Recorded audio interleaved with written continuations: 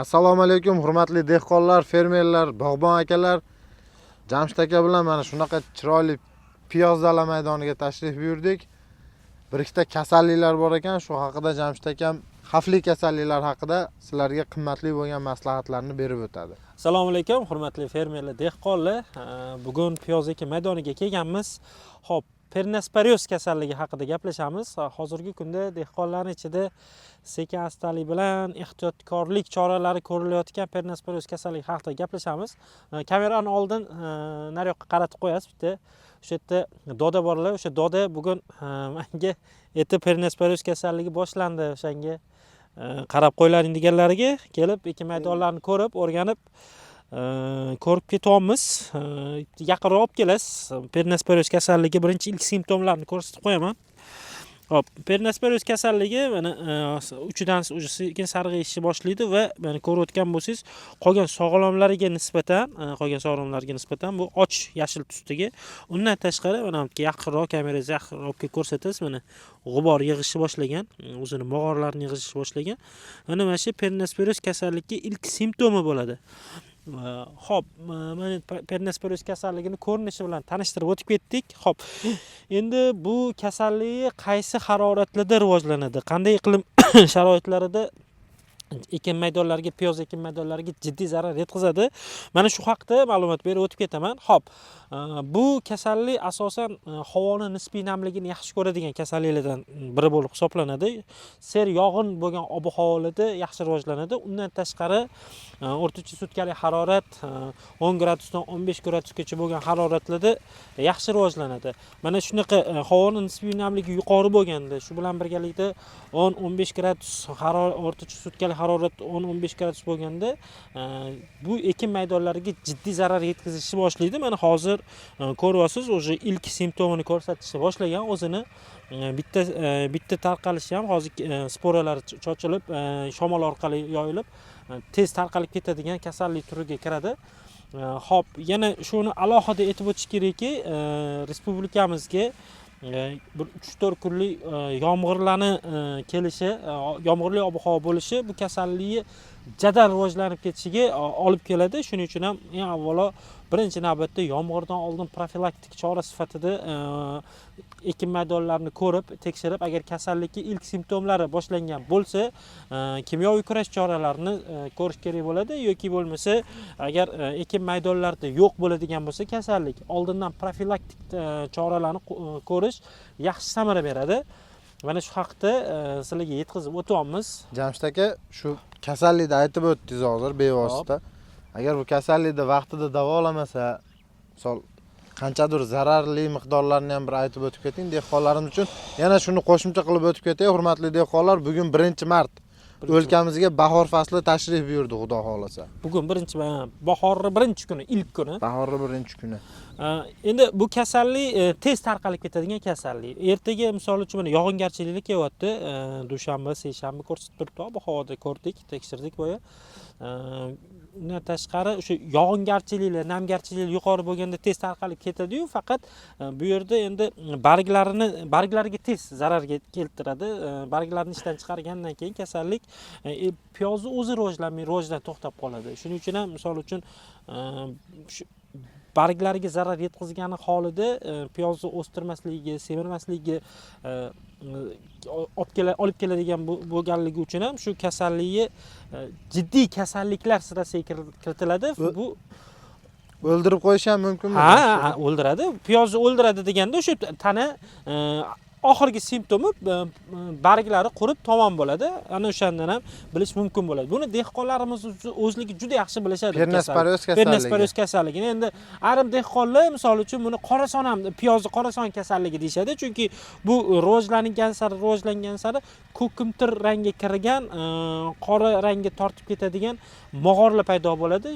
Bu o'sha piyozni barglarini ustini to'liq qoplab oladi. To'liq qoplab olgandan keyin piyoz o'sha barglari sarg'ayib, qurib nobud bo'ladi. Kitobiy tilda Pernasporios bizi xalq tilida hamma har xil gapiradi. Dehqonlarimiz hammasi har xil gapiradi. Misol uchun boyagi doda aytdilarki, qora son kasalligi deb Qorason. aytdilar. Endi bu bir xil, misol uchun mog'or kasalligi deydi. Hamma har xil gapiradi. Asosan, misol uchun kitobiy tilda aytganda pernesperoz kasalligi bo'lib hisoblanadi.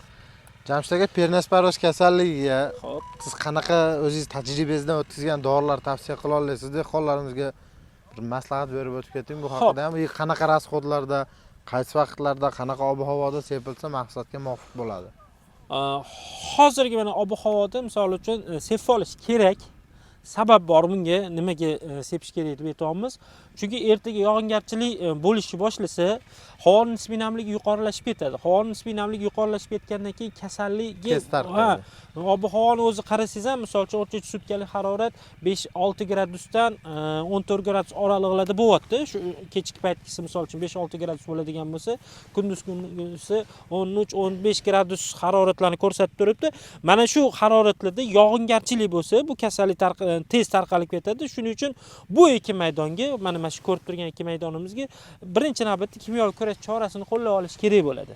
Undan keyin misol uchun yog'ingarchilik o'tgandan keyin kimyoviy kurash choralarini qo'llab turib, sep bo'lgandan keyin kasallikni oldini olib yoki bo'lmasa davolagandan keyin, undan keyin biologik vositalarni, biofungitsidlarni sepish tavsiya etiladi. Xo'p, narigi dalaga mana hozir ko'rsatsangiz, doda yurgan dalalarga bu ekin maydon alohida, ana o'sha ekin maydonda birorta ham pernesperoz kasalligini biz simptomlari yo'q. Keyin yana bitta narsa, yana alohida e'tibor o'tib ketiladigan joyi bor. Shuni dehqonlarimizga yetkazib qo'yamiz.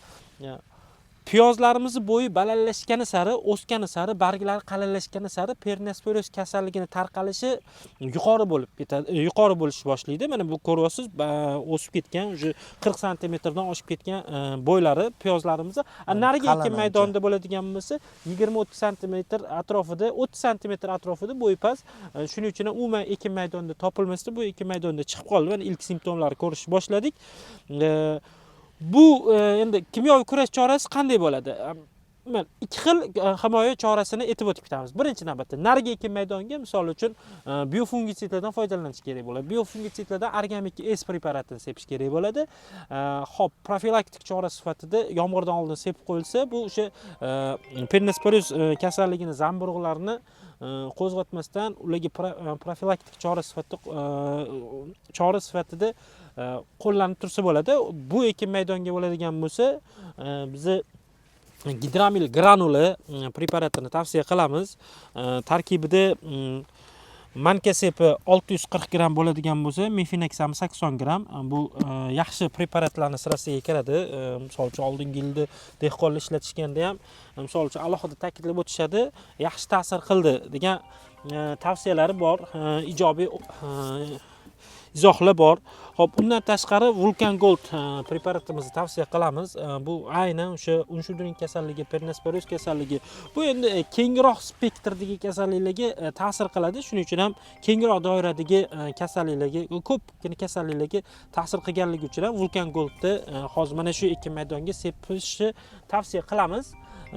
Mana shu asosiy chora sifatida qo'llaniladi. Jamshid aka, gektar rasxodlari haqida ham bir qator to'g'ri tushuncha.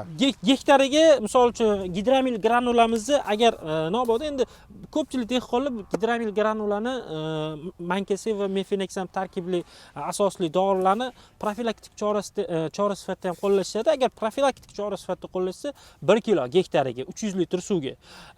Agarda kasallik tushib ketgandan keyin bo'ladigan bo'lsa, unda 2 kilogacha bemalol qo'llashadi. Har 300 dala litr maydonni suvga. holatiga qarab. Har 300 litr suv gektar hisobida kitob qilinadi. Hop, Vulcan Gold preparatimiz bo'ladigan bo'lsa, bu o'sha 400 gramdan 600 gramgacha, 400 milligramdan 600 milligramgacha qo'llash yaxshi samara beradi. Jamshid aka, maslahatlar uchun rahmat. Hop. Xudo xolasa mana hurmatli dehqonlar, agar biz maslahatlarimiz sizlarga ozgina bo'lsa ham foydasi tegayotgan bo'lsa, manfaatli videolar qilayotgan bo'lsak, albatta o'z fikrlaringizni kommentariyada yozib qoldiringlar.